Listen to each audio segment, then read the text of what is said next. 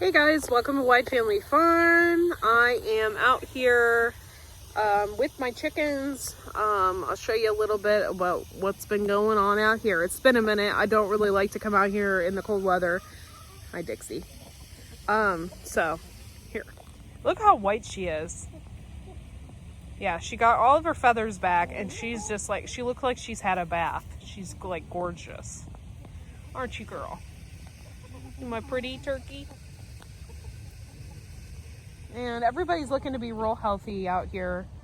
We had some ideas about this fence, so that's a cool thing. I think we're gonna move it back so we can grow some grass in here, and then eventually move it back, which will be really cool. My husband's over there watering the ducks. And this is Henrietta. She is a wild and crazy chicken with no feathers on her back. She needs a saddle. I go to feed her and she jumps up at me like wanting food so badly. She's like a rabid dog or something. It's so crazy. Particularly when I'm feeding Gerald right here. She like goes crazy. I don't know if she's in love with Gerald or what, but it's hilarious. And I absolutely love these chickens. Like, they have a story. They're so funny. But they're just like enjoying their time out here. It's pretty nice today. And they love this buggy. They hang out in it. They sit in it.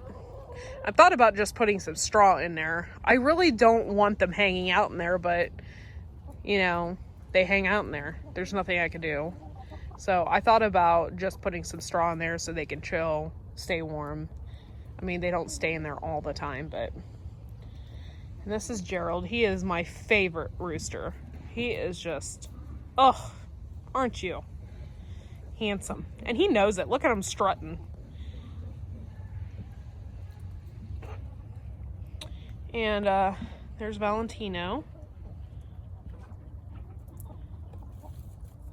And I don't know if that chicken back there is going to lay eggs in there or not. Like, I haven't got any eggs in the back of this buggy in a while. And I've been looking in there and everything, and haven't got anything. Hey, Valentino. How you doing, handsome? What you doing, bud? This is going to be my prize rooster. As soon as we get an arrangement here in the spring, I'm going to start breeding them. Lavender Orpingtons. I absolutely love this type of bird. They are a bigger bird. But look at that fluffy butt right there. It was like fluff. And their tail feathers are like ginormous, long. But I'm gonna start breeding them in the spring. You're so handsome. This is one of my olive eggers. I absolutely, he has a good personality too. Like, he is so docile and so much fun that he's gonna, you know, pass that down in his genes. So I'm really excited about that. So if anybody gets a chicken from me, they're gonna have really good traits, which I'm excited about. I mean, yeah, you can get a nasty rooster, I think, in any flock, but so far he has not been nasty, and neither has Gerald, my Easter egger. Haven't been nasty at all. This one still doesn't go in at night, no matter how hard I try. I set her, I have 3 barred rocks that never go in at night, and they sit, I don't know if you can see it, there's a perch right there. It's not even a perch. It's like a angle piece that kind of keeps this run together. And I got 3 barred rocks that sit on there, and then finally one night I moved her. I came out here and I moved her. She wouldn't go in, so I put her on that perch with those barred rocks. So now she sits on the perch with the barred rocks. You fluffing out on me? I'm not scared of you. You're handsome though. So, oh, there he goes. Oh, there goes the other roosters. But he's the main guy right there. Otherwise, they would have knocked him off. Yeah. But, yeah, so she just goes up there and sits with the barred rock at night. Okay, you know, Whatever. Uh-oh. He didn't like that. Junior was mating with a barred rock, and he didn't like that, so he ran over to knock him off. But he didn't get the chance to knock him off. If you know anything about chickens, when they are mating, and you have lots of roosters, the top bird will do all the mating. And if the top bird doesn't like the other ones mating with the other ones, it will knock him off. So Valentino must be the top bird out here. I didn't know if it was him or Gerald, but I think it's Valentino. Because he is cocky. And he's gorgeous. That's Ralph right there. He's my bantam rooster.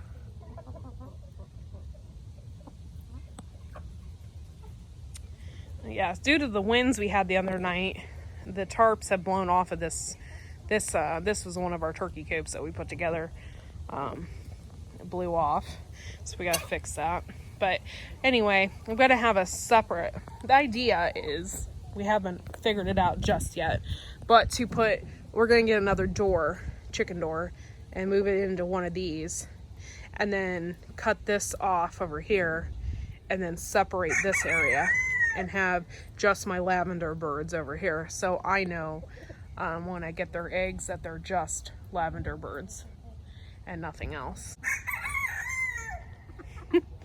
And that was Ralph. Oh, look at him sitting with Prissy. Hey guys. I think Ralph is the low.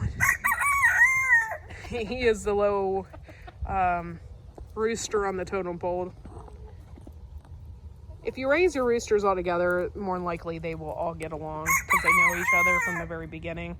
But if you were to set up another rooster in here with all these roosters, it'd be like feathers everywhere. They'd constantly be fighting. So that is Raul right there. But Valentino, man, he's so fluffified right now. You goofy bird. He keeps fluffing out. Oh, that's his call. Yeah. He is my favorite. Well, Gerald is my number one, too. But they both have personality. It's awesome. I hand feed them all just so they can get an idea. Just to be around me and know that I'm friendly and I have the food. And there's Junior. Crazy birds. All right, guys, I'm leaving ya. These are our baby birds. They're Houdan mixes. Can barely see them in there, but hopefully, oh, the ducks just came in from outside. They go out there and they root through the leaves and stuff. I love that. Once the garden's completely done, and the lettuce is dead and everything, I want to move them out there so they can eat everything. They're awesome. Don't tell my husband this, but I kind of want more ducks. I want runners so bad. I don't know if you've ever seen, what's that movie called with the pig? Babe. Yeah. Babe. And they have a runner duck in that movie. And it's like hilarious. And I've always wanted a runner duck. This is my horehound, which does great. I mean, it is a weed. It's part of the mint family. It holds a lot of medicinal purposes. Keeps you from getting sick. Usually a lot of your cough drops and stuff like that is made from horehound. Yeah, this is devastating, to be quite honest. It's just like this black gaping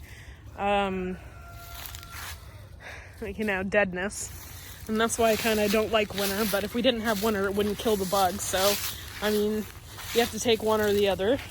I'm gonna feed to the chickens. Yeah, if it's small, they can eat it. Let me set down my eggs.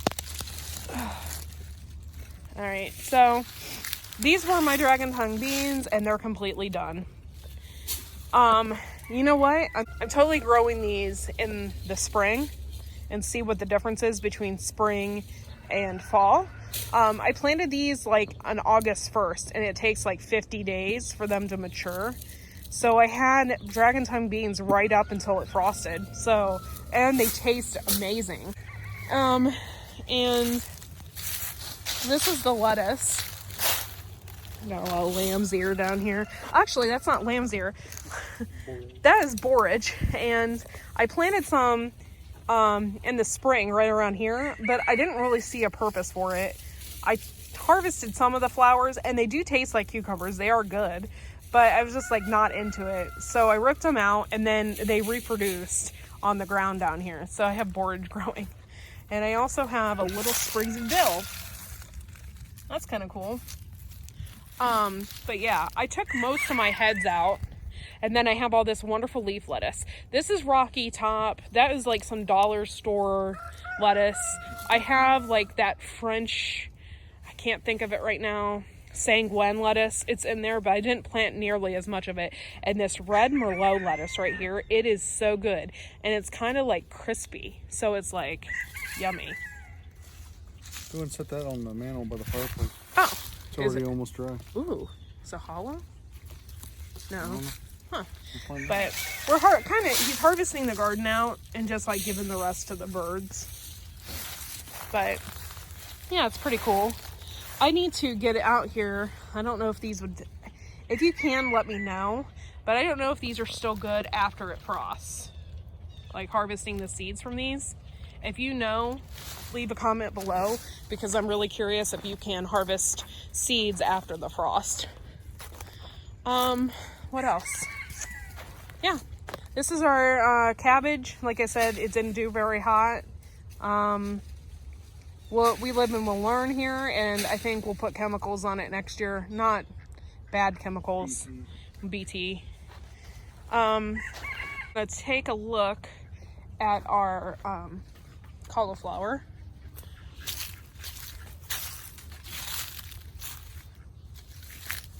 Yeah, it's not doing so good either. I don't know. I'm just not very good at cauliflower. I'm not very good at broccoli, and I'm not very good at onions. I would really like to be good at all three of those. Experiment a little bit. I guess gardening is just like one giant experiment anyway.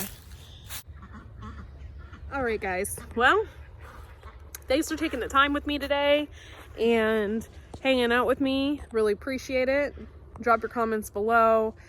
Make sure you hit the subscribe button, hit the bell too, so you're notified when we post a video or when we go live. And we'll see you next video. Have a good one, guys.